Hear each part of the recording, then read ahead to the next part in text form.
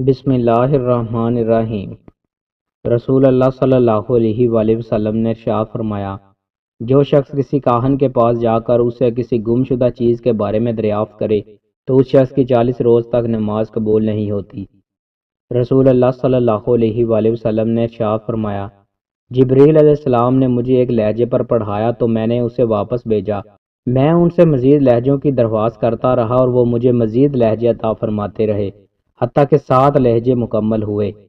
رسول اللہ صلی اللہ علیہ وآلہ وسلم نے ارشاد فرمایا، جو شخص اس حالت میں اللہ سے ملاقات کرے کہ وہ اس کے ساتھ کسی کو شریک نہ ٹھہراتا ہو، 5 نمازیں پڑھتا ہو اور رمضان کے روزے رکھتا ہو تو اسے بخش دیا جائے گا۔ میں نے عرض کیا، اللہ کے رسول، کیا میں انہیں بشارت نہ سنا دوں؟ آپ صلی اللہ علیہ وآلہ وسلم نے فرمایا، انہیں چھوڑ دو تاکہ وہ عمل کرتے رہیں۔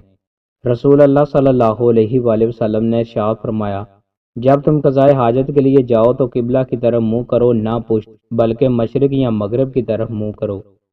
رسول اللہ صلی اللہ علیہ وآلہ وسلم نے ارشاد فرمایا، تم اس وقت تک جنت میں داخل نہیں ہو سکتے جب تک تم مومن نہیں بن جاتے۔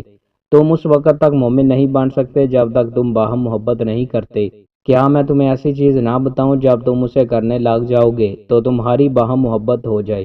آپس میں سلام پھیلاؤ۔ رسول اللہ صلی اللہ علیہ وآلہ وسلم نے ارشاد فرمایا، جو شخص اہل مدینہ سے دھوکہ کرے گا تو وہ اس طرح پگھل جائے گا جیسے نمک پانی میں گھل جاتا ہے۔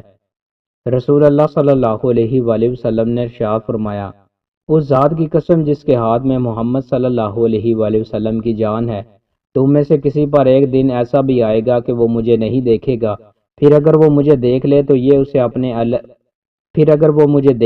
یہ اسے اپنے اہل و عیال اور اپنے مال کے ملنے سے بھی زیادہ پسندیدہ ہوگا۔